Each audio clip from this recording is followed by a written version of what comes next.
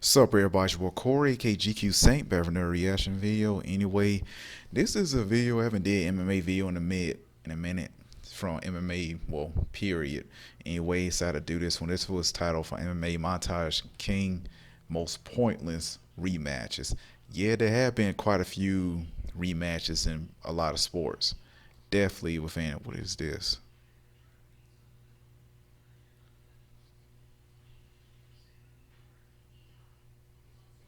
Sorry about it. I don't know what that was on my screen. Anyway, pointless rematch in general, especially in combat sports between boxing and MMA, definitely a lot of MMA. So let's go and get into it. You already know special requests. Comment below. Let me know what you react to. Let's get it.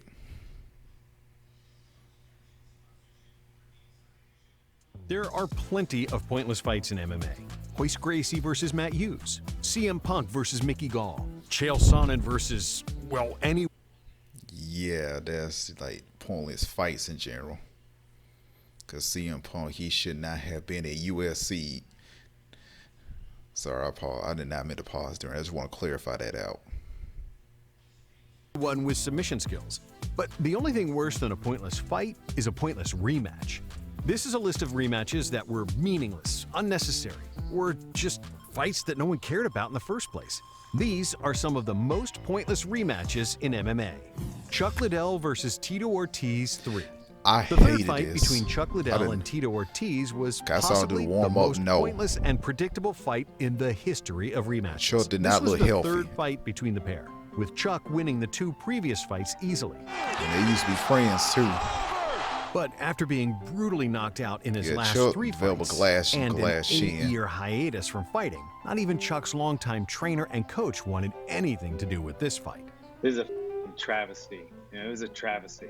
Chuck walked into the ring like a geriatric on his way to bingo. Fans knew Chuck was gonna get knocked out once again.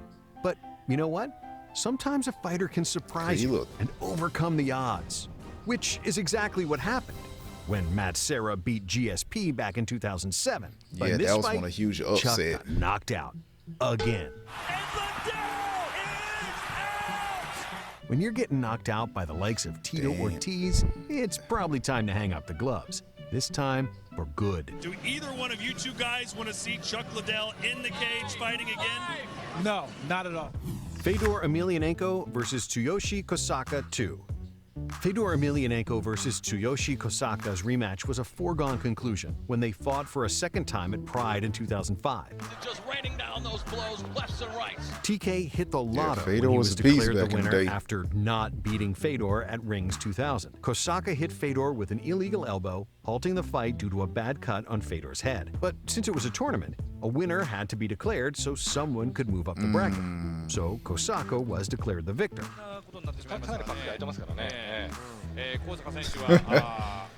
But the two rematched years later. This time, Fedor had won his last 17 fights in a row and beat the likes of Nogueira, a chemically enhanced Mark Coleman, Kevin Randleman, and many more. Meanwhile, that Kosaka slam had with beat Kendall a couple of Randleman has to be guys. one of the best And slams the in rematch MMA wasn't made because history. it was supposed to be a competitive I'm fight, surprised but more Fedor so Fedor could get got revenge up for for the that, but only still, loss on that his was one record of the at best the time. slams Will I it ever be seen. revenge for Emelianenko, or will TK Kosaka pull off one of the biggest upsets in MMA history? Fedor beat Kosaka like a pimp beating his hoe and completely destroyed the Japanese fighter, with the doctors calling an end to the fight after the first round. And it's over. The fight has been stopped. Karma. Emelianenko records the victory. Any talks of a third fight between the two were beaten out of TK within a few minutes into the first round, and they haven't fought since. Ken Shamrock versus Tito Ortiz and Royce Gracie. These days, almost every Ken Shamrock had no fight is business pointless. fighting. But as far as rematches go, he is the king of the pointless rematch. What? And weights are underway. Let's get it on. And he got mad at Royce because Tito Ortiz has always been Shamrock's rival after an altercation when Tito beat one of his teammates. Ken Shamrock very upset with the disrespect shown towards the Lion's Den corner. Ken first fought Tito at UFC 40 and was totally Shamrock dominated and for beaten steroids via that corner fight with Royce stoppage. Gracie. It's over. It's over. Yeah, Ken Shamrock should not have been Given fighting that Shamrock was in that utterly fight outclassed in between every Tito. aspect I of the watched fight, that. It finding did a not reason look for right. a rematch was a difficult task. So the only selling point the rematch had was fake animosity animosity combined with horrible trash talk. I'm gonna beat you into the living death.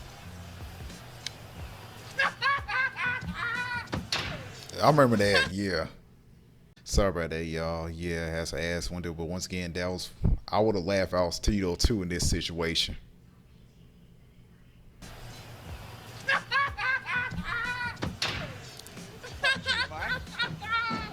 Marshmallow boy. Little bench monkey. It's like one big kindergarten in here.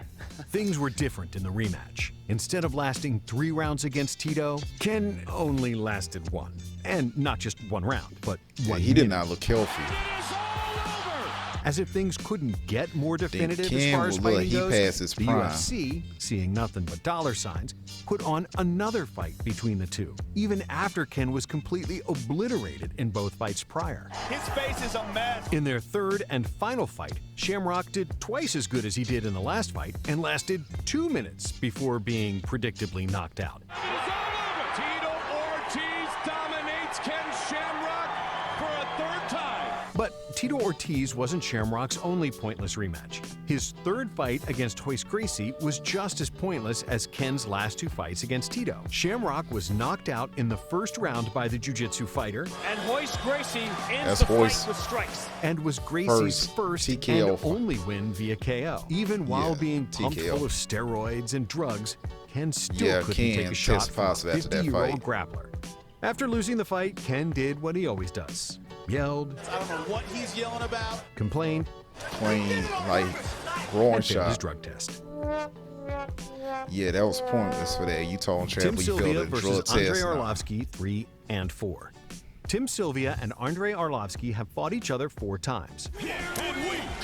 While the first 2 fights were exciting and over pretty quick, the 3rd fight was difficult to get through, even for seasoned MMA fans. Both fighters seemed reluctant to engage, and not much happened in the 25-minute bout. A few jabs here and there, a goofy spinning back kick from Sylvia, and a lot of referee warnings for the lack of I action. always cringe when I see sloppy technique like that. It's just cringing to me. I can't help but make a face. You're gonna leave it to a judge. Come on. Stop it right there. Stop it right there. Let's keep it. I gotta keep busy. Both of them After going to get everyone woke fined. up from their power nap, Sylvia's hand was raised, with Arlovsky losing to Tim once again. But it didn't end there. After leaving the UFC, putting on a few hundred more pounds, and beating Patrick Barentine, Vince Lucero, and Randy Smith, whoever those guys are, Sylvia took on Arlovsky for a 4th time. With Andre still in shape and Sylvia possibly needing diabetes treatment, it's hard to believe this fight was even sanctioned. While it's true there's no love lost between the two, especially after Sylvia was with Andre's ex-girlfriend, prompting Arlovsky to ask the ever-philosophical question, Team House taste my beep, okay? All right. Other than that, there wasn't much animosity between the two. Andre knocked Sylvia out early in the 2nd round with a kick to his big head. But since the rule set was so convoluted and confusing, with kicks to a downed opponent only being legal if you Yeah, ask the that's- referee for permission first, He kicked him before he signaled open attack, so that's a foul. the fight ended up being a no contest, which made the whole thing pretty Yeah, pointless. supposed to be a win. But if we're Both lucky, knees down, maybe that's illegal. Bellator will put on a 5th fight between the two in Yeah, about both his knees 15 down. You years or can't so. kick or do knees. That's illegal. Fear. Exhilaration. Bellator MMA live on Spike. And a few honorable mentions. After Frankie Edgar beat BJ Penn twice in a row, many assumed BJ didn't stand much of a chance in the 3rd fight. They were right. Frankie Edgar finishes BJ Penn. 3-0 for Edgar. Heath Herring was defeated twice by Antonio Nogueira, but for some reason the UFC made them fight for a 3rd time. Spoiler alert, Nogueira won again. After getting finished twice by Vanderlei Silva, Pride thought it was a good idea to put on a 3rd fight against Sakuraba, thinking things would be different. They were not. Sushi Sakuraba, also known as Thanks for he is watching. known as the Be sure to Gracie subscribe Killer, and check out the Patreon link in the description because he went after the Gracie family.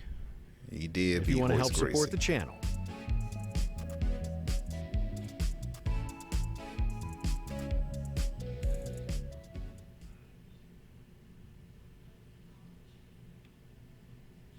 Okay, pretty interesting video. So once again, yeah, some no rematch didn't make any sense. So I agree with this list. I agree with this list completely. Anyway, how you feel about this, and let me know in the comments. Make sure you give your boy a like, comment, and subscribe. And fantastic day or evening. Peace.